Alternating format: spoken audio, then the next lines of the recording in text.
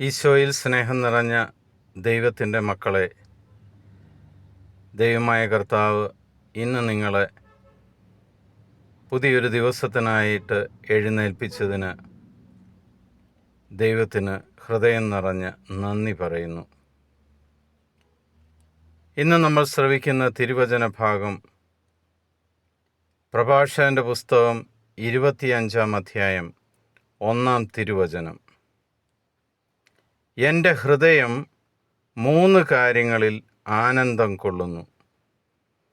അവ കർത്താവിൻ്റെയും മനുഷ്യരുടെയും ദൃഷ്ടിയിൽ മനോഹരമാണ്. സഹോദരന്മാർ തമ്മിലുള്ള യോജിപ്പ്, അയൽക്കാർ തമ്മിലുള്ള സൗഹൃദം, ഭാര്യാഭർത്താക്കന്മാർക്ക് പരസ്പരമുള്ള ലയം.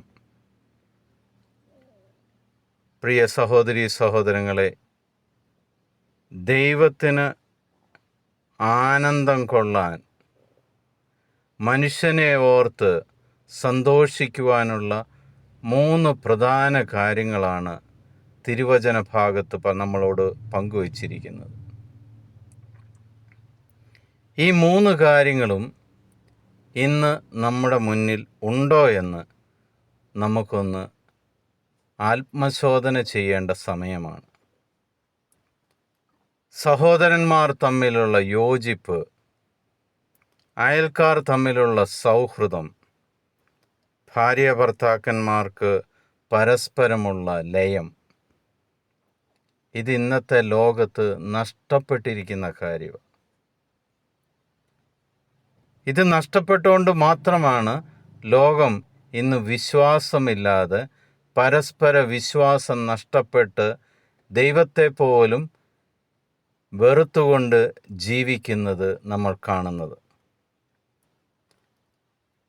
ഇന്നത്തെ ദിവസം നമുക്കൊരു ആത്മശോധനയ്ക്ക്, ഒരു ഹിതപരിശോധനയ്ക്ക് നമുക്ക് വിനിയോഗിക്കാം.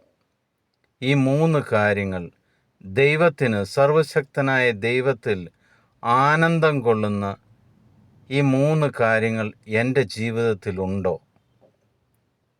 ഇല്ല എന്നുണ്ടെങ്കിൽ അതെങ്ങനെ തിരിച്ചു പിടിക്കാമെന്ന് ദൈവത്തോട് ചേർന്ന് നിന്ന് ശ്രമിക്കുക.